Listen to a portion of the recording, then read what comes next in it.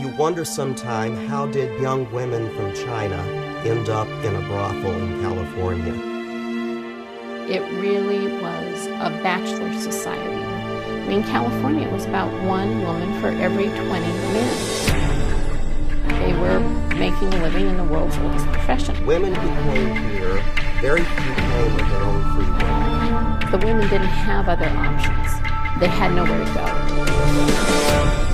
She is the most important Chinese actress of her time. She says, East and West are fighting inside me like cats, and I don't know who's going to win. These were people who are breaking the mold. A woman who wasn't afraid to be attractive and feminine, and yet here she was, tough, strong. She was also a bridge between China and West.